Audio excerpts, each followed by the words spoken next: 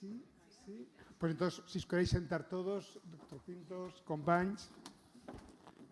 La mesa, como habéis visto, es de colaboración.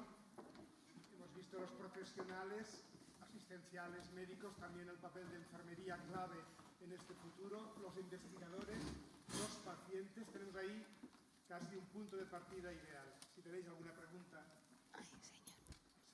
Si tenéis alguna pregunta para esta primera sesión, tenemos unos 10 minutos o 5 minutos, 2, 3 preguntas. Si alguien tenéis alguna duda. Si os hemos convencido mucho, ¿sí? Sí, sisplau. Soy Carmen Caballero de la IRG. Carmen. Muchísimas gracias, doctores. Así te vemos todos. Porque somos unos privilegiados por siempre contar con su apoyo. Damos muchísimo trabajo, pero siempre están ahí. Yo quisiera, desde mi curiosidad y desde lo que a mí me afecta, no es que sea egoísta, pero me gustaría saber, como se ha hablado tanto de los medicamentos, ya por fin vamos a tener un medicamento para los poliquísticos. Y quisiera saber si todos están, bueno, pues si va a poder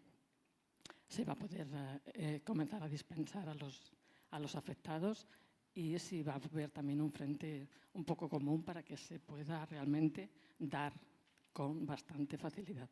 Gracias. Rosy. Yo contesto un trozo, una parte de pregunta y la siguiente paso pelota por ahí. Bueno, la medicación está aprobada en Europa, está aprobada en España. La Comisión de Precios asignó precio creo que hace un mes o algo así.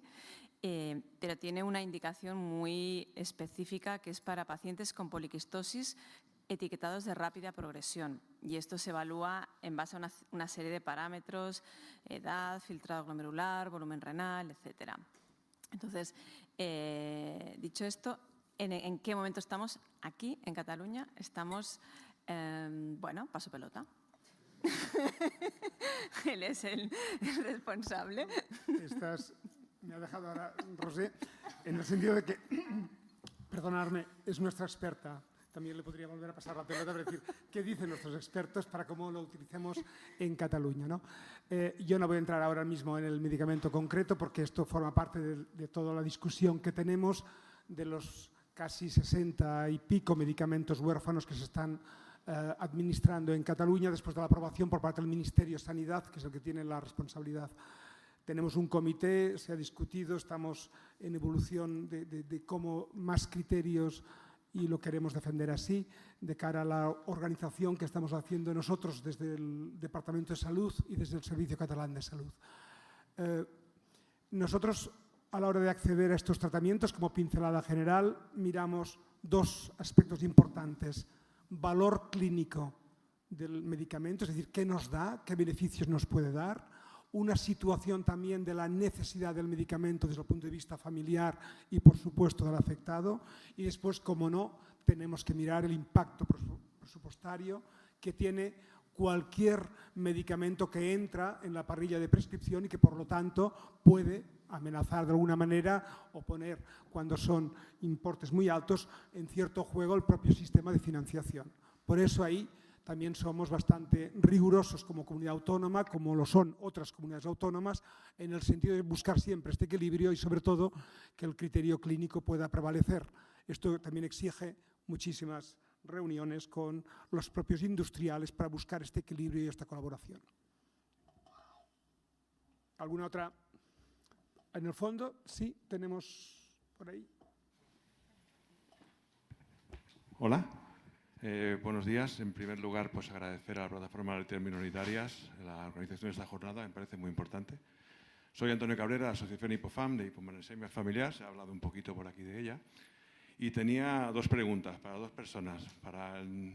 Aprovechando la oportunidad, para el doctor Pintos, quería saber si en su hospital, en el Trias y Pujol, hay algún enfermero, ¿tienen algún caso de hipomanesemia familiar? Pues para aprovechar la oportunidad, que es difícil llegar a los nefrólogos a veces, ¿no? Esta es una, y luego la segunda es para usted, para usted, doctor Turren. Se habla del tema mucho de los medicamentos huérfanos, pero nosotros en nuestro caso tenemos un medicamento que no es huérfano, que más bien el problema es que no se considera un medicamento, que es el magnesio. Pero ocurre el mismo caso con potasio, con suplementos de este tipo, que se consideran suplementos que el Ministerio no subvenciona y que no nos parece justo que para personas que tienen una enfermedad concreta que necesitan ese suplemento, se lo tenga que costear íntegramente sin ningún derecho a subvención. Creo que la solución es muy fácil, es contemplar la excepcionalidad, que además la propia ley del medicamento lo contempla, pero no se hace demasiado caso. Y en nuestro caso estamos intentando luchar por este tema. Hace ya 2 o 3 años hablamos con Alba Prat, tuvimos una entrevista. Nos pasaba, un poco como decía la doctora Torra, pasaba la pelota al Ministerio de Sanidad. Hemos picado al Ministerio de Sanidad, hemos tenido un escrito por registro, estamos con una reclamación legal, pero ahora nos pasan la pelota a las comunidades autónomas y un poco estamos en este juego. Pero mientras tanto, no es nuestro caso, no me quejo por mí, porque en nuestro caso económicamente no es el problema, pero hay familias con un gasto elevado, con situaciones económicas precarias. Creemos que no deberían de pagarse ellos íntegramente esa subvención. Y ya que nos han pasado la pelota a la comunidad autónoma, pues aprovecho la oportunidad para preguntarles si hay alguna manera de abrir esta puerta. Gracias. Primer, Guillem. Bueno, te quería comentar que no tenemos ningún paciente con la enfermedad esta de hipomagnesemia familiar que se llama, aunque sí tenemos un paciente con otro tipo de enfermedad que se caracteriza por un déficit de un problema de un transportador de potasio, de magnesio diferente, que se llama hipomagnesemia primaria con hipocalcemia. Es otro tipo de enfermedad que digamos que el problema está en que pierde excesivamente magnesio por el túbulo, pero no produce la enfermedad renal progresiva. Simplemente, de manera muy importante, pues pierde gran cantidad de magnesio porque falta este transportador en el túbulo renal y también en el intestino. Entonces, este problema del suplemento de magnesio, pues también lo tenemos.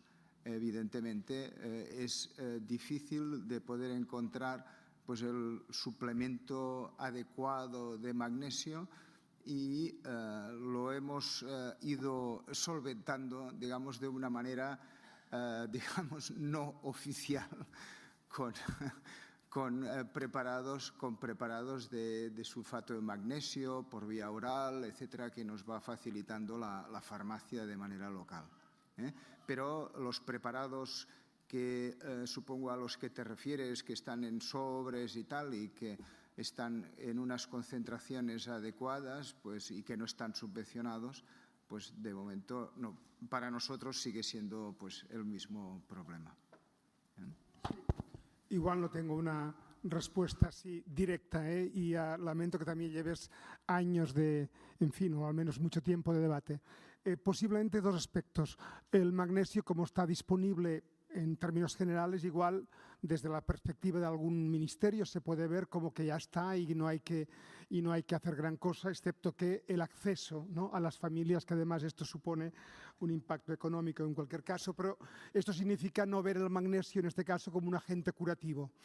Y esto, la solución, yo te invito a que, si hablaste con Alba Prat, puedas verme a mí cuando quieras y poder analizar desde nuestra perspectiva qué es lo que estamos haciendo desde las comunidades autónomas, en particular desde Cataluña, para el acceso a prestaciones complementarias, a esta excepcionalidad que tú te has referido, y estamos haciendo actividades y por tanto te voy a invitar a volver a reconsiderar este tema en su magnitud, pero también te debo decir que la puerta o la llave que abre estas 17 puertas de 17 regiones autónomas en España la tiene el Ministerio. Es decir, si el Ministerio de Sanidad es consciente y reconoce que en este caso los suplementos de magnesio para la condición que tú has mencionado antes tiene valor y tiene que aportar, por tanto, efectos positivos y por tanto buscar una forma de financiación que sirva para todas las comunidades autónomas de una vez y que no genere ni equidad ni falta de cohesión, ahí está el Ministerio.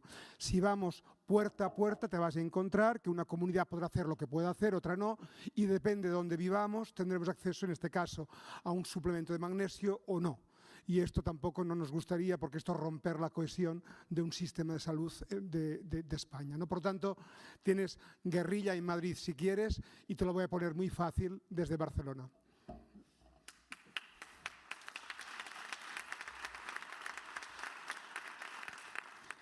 No sé si hay alguna otra pregunta, porque si no sí que vamos ya justitos para el tiempo, que debo decir que hemos cumplido con casi como si fuéramos nórdicos. No hay más preguntas, de verdad. Y yo lo que quiero entonces es, primero, agradecer a todos mis compañeros, primero porque habéis visto profesionales súper motivados. Hablamos de enfermedades minoritarias, las renales son un grupo importante. La doctora Torra en su presentación ya apuntaba que es un cajón de más de 165 enfermedades.